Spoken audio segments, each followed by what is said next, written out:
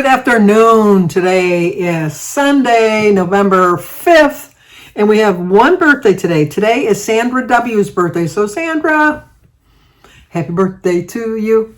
Happy birthday to you. Happy birthday, dear Sandra. Happy birthday to you. Cha-cha-cha. Well, I hope you have a great, great birthday. But we also have an anniversary. Today is Pam and Aaron's 31st anniversary. So Pam and Aaron, happy anniversary, happy anniversary, happy anniversary, happy anniversary, happy, happy, happy, happy, happy anniversary, happy, happy, happy, happy, happy anniversary. Well, I hope you have a great, great anniversary. Nothing much going on today. I have my Zoom call at 4 o'clock.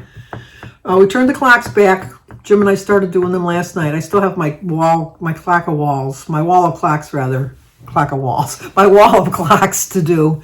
We got to get the ladder up for that. But all my other clocks I have all set. The one clock, we have 2 alarm clocks, one on Jim's side of the bed and one on my side of the bed. I know mine is an old clock, so I reset mine, but I thought Jim's was like when automatic one, that it would automatically change, so I didn't change his and his didn't change. So I had to manually change that one this morning. But only because I'm so quirky and I just find great joy, I guess. I don't know. I don't go to bed that late. I don't go to bed that early anyhow, or late or whatever. But I'm usually up till 2 or 3 in the morning. So yesterday I was getting ready to go to bed and I saw it was like 1:57. I thought I'm going to wait till 2 o'clock and watch the clocks change.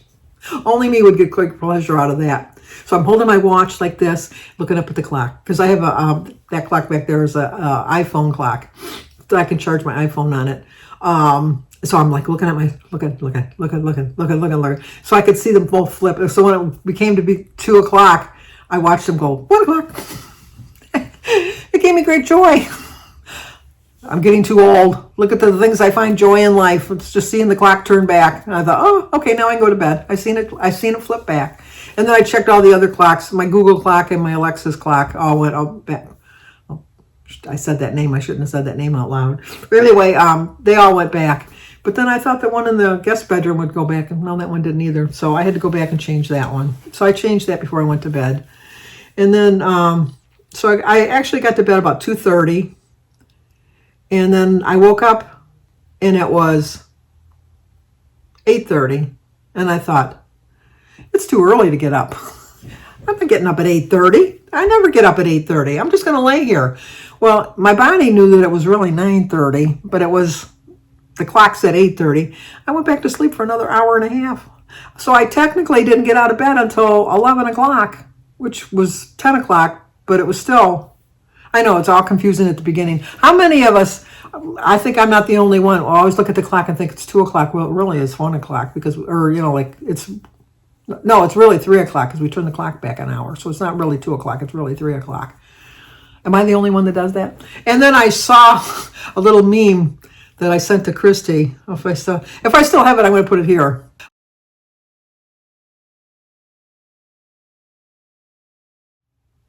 Remind me of her dog, Stella. Her dog has got like a little watch on his paw that it's time for me to eat. Because when we went to the cottage, she always makes him a scrambled egg for breakfast.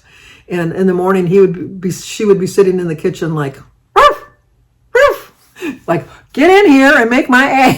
It was like her doggy paw said it was time to eat. So I was texting that to Christy. I said, you know what? Just because you feed Stella at 5, now it's going to be like a different time. She's not going to like it. She says, that's going to be Stella. That's going to be her for sure.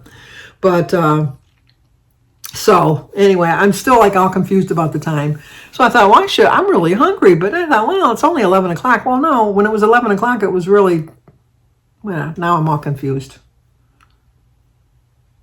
Fall back. Yeah, when it was 11 o'clock, it was really 12 o'clock. And so I thought, well, no wonder I'm getting a little hungry.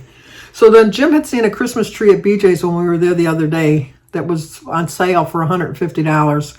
The tree we have is really, it's a beautiful tree. I love it. It's like almost a 10-foot tree. It's like really a big tree. We have to get on a ladder to put the ornaments on the top part of the tree because it's even so high.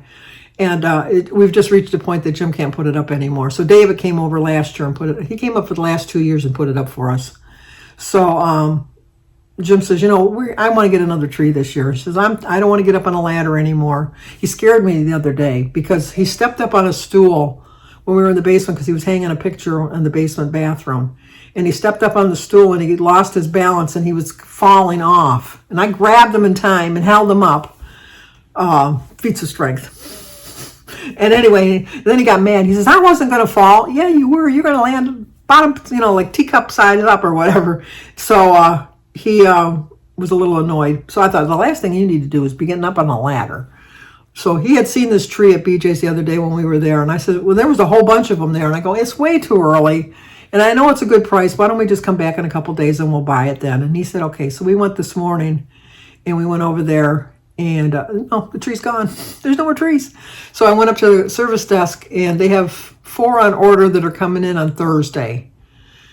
So I said, oh, okay. So then when we had bought our gazebo there at one point, they let us order it online and then it was shipped directly to the house. And so I said, well, can we order one and have it directly shipped to the house? And they said they don't do that for Christmas trees. So, excuse me. So I said, oh, okay. So, she says, well, we can check another BJ's. Well, there's another BJ's that's probably maybe 40 minutes from our house. And I said, well, before we drive over there, can you call over there to make sure they have any? And so she said, well, yeah, sure, no problem. So she called over there and they go, oh, yeah, we have 10 of them. And they don't hold them, which I guess because it's the warehouse and stuff. So she said, they won't even hold it till I get over there. I said, well, can I pay for it now and then just pick it up? And they go, no, they don't do that either. So I said, okay. So we drove over there, got the 40 minutes, walked up to the display. The tree's not even up on display. It's nowhere to be seen, the tree, nowhere. And so we went over to the service desk and the girl, she looked so tired. I'm thinking, you got an extra hour of sleep last night? And I even made the comment. I said, boy, you look really tired. And she said, you would have thought that I would have went to bed earlier last night. She said, but I am exhausted. She looked really tired. But then I, explained about the tree. And so then she said, well, you sure it's not over there? And I go, yeah, I'm positive there's not even a spot where it was up for display. And so she looks on the thing and I said, well, they called over here and said you had 10 of them. And so she looked at her display and she says, well, yes, we do have 10. And I said, oh, okay. So then I said, well, where are they at in the store? And she says, well, I have to have somebody come and get it for you. And that's fine. So they called somebody up and they came up to the front and he says, well, they're all up on top, up on the shelves. And because of safety issues, we don't use the forklift when the store is open. We have a crew that comes out at night with the forklifts, takes all the stuff down and puts it into the slots, where it's supposed to go. And I went, oh, because they told us you had 10 on display. And he says, no, they're up on the thing. So I said, oh, okay. I said, because we looked over there. He said, well, no, come on with me and I'll show you. Well, I'm thinking he's going to show me where the tree is supposed to be. Then maybe it's in a different spot. No, he brings me to the bin to show me up on the top that, I got a little bit of, sorry about that. I got a little cobweb up there I got to take care of. One of my spider friends up there. Anyway, sorry about that. And I have a house cleaner and I have my daughter and neither one of them spotted that. Anyway, excuse me. So he says, yeah, right up there. That's where they're at. There's 10 of them up there. See, there's 6 there and there's 4 over there. And I go, that does me no good. He says, no, but we'll bring them down tomorrow. And I said, all 10 of them? And he says, no, we only bring down 4 at a time. I said, so how do I know? Can I call in the morning and you'll hold it? And he says, no, we don't do that. He says, but you can come over. I can guarantee that nobody's going to buy them.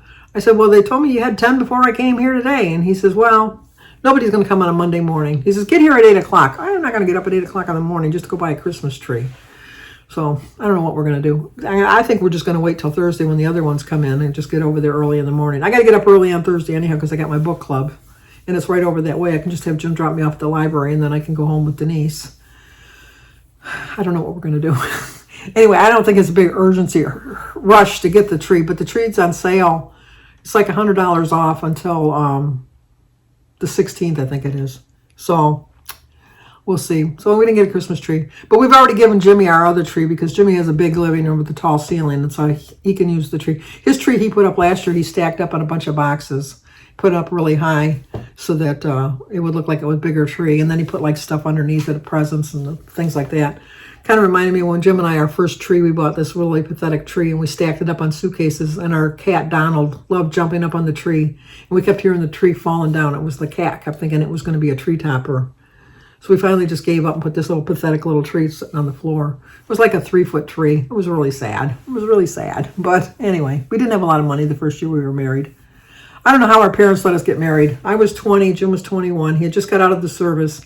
Jim didn't have a job. I was working part-time as a clerk, or like at a grocery store or a fruit market, actually, making $1.65 an hour. And we had an upper flat, and we bought a bed with our wedding money, and we had a card table that we got as a shower gift. We bought a stove and refrigerator for $100, used, obviously. And we had the nightstand was TV tables that we had got as a shower gift. We had the lamps that he had in 7th grade shop he had made, and I had the TV that I got for my 16th birthday. That was it. We had nothing. We had love. And now what, 52 years later, still together with all this accumulation of crap that we don't really need. I got too much stuff. I really have too much stuff. So we did that. Sophia's going to come back tomorrow to do the leaves in the backyard. I think tonight that Jag is going to get rid of Matt on Big Brother. I think because every once in a while I check at the live feeds because I'm boring. And I feel bad that he's doing it, but it's really the smart move for Matt at this, or not Matt, for Jag at this point. I just don't want to see Bowie Jane in the final 2. I just don't think she deserved it. I know everybody says she had 3 wins. As far as I'm concerned, they were given to her. The first time she did this outrageous guess, because it was a tiebreaker, and the person that she tried to lose, she even said it in the live feed. She says, I was trying so hard to lose. And she had the closer guess, and so she won. So she was shocked for that one. The second time she won, it was kind of like a fluke. She just it was like a pull it out of my ass kind of a win. And this last time, Jag just didn't want to be it because he had the correct number, and then he scratched it off and put a really bad number underneath. And so then she can't make a decision to save her soul. She can't even decide, like Cameron, who she was in a final 2 with, she backdoored him, and she never made her own nominations. She always had somebody else make the nominations for her. They won't show this on the live feed, I bet, or on the tape thing, but when she had to do her nomination ceremony, she couldn't decide who to put up. It really doesn't matter, because the only thing important for the last nominations is whoever wins the veto. They're the ones that control the game, whoever wins the last veto. So why she was making a big production out of it. So she didn't know, she didn't want to put Matt up because she didn't want to have him against her as a jury vote. But she knew she had to vote either Matt or Jag to be up against Felicia. And so she was like going back and forth. And so she told Jag, she says, I'm going to have you pick a number between 1 and 100. The number's going to be 70. So make sure you pick that number closer. So then when Matt come in, she says, I can't decide which 2 of you. And Matt kept saying, just put me up. It doesn't matter. The veto is the one that decides it. And she says, no, I don't want to do that. I want to do it fair.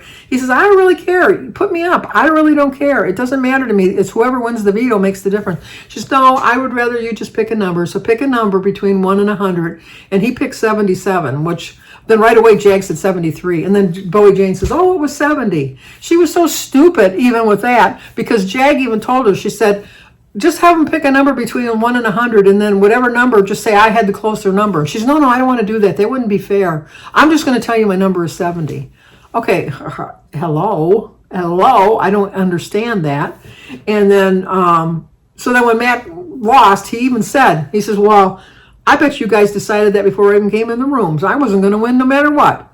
And they go, no, that's not true. That's not true. And then as soon as he leaves, then they start ripping on Felicia because they said she's a liar. Okay, you get me started on Bowie Jane calling somebody a liar when you're 46 years old telling everybody you're 32. Liar. And how can you not look at her and not know that she's 46? I mean, you can see her up close. I can see her on TV, and I can see that she's older than 32. Let me tell you, older than 32. And then they're mad at Felicia because Felicia keeps campaigning. They go, why is she campaigning? That's just so why is she doing that? That's just so stupid. I'm thinking, do they not know how the game works? That you're going to just sit back and just take your fate for whatever it is? Okay, now I'm done with my Big Brother rant. I'm just glad that the show's going to be over this week and you won't have to listen to me rant about it anymore. But I do predict that Jag's going to get rid of Matt tonight. I really do. And I think Matt knows that he's going to get rid of him. So they won't be going like that anymore because he's going to be gone. The Minuteman's going to be out the door. Okay. I think I've covered everything I wanted to cover. I think. So, yeah, that's it. I'm going to watch some YouTube videos. I watched, was it on Amazon? Shiny Happy People, about the Duggars. I never watched the Duggars, like 19 and Counting and something like that. I never watched the show, but the documentary was really interesting about all the behind-the-scene things and all the rigmarole going on. And all this stuff with Congress and everything, that how it relates back to the Duggars. I was shocked. I really was shocked how all that stuff all came back together. It was really good. It was all like 4 parts. So I think a total of, 3 hours, 3.5 hours, something like that. But it was really interesting. And that's about it. Like, comment, subscribe, and share. That's all I got to say. Talk to you guys tomorrow.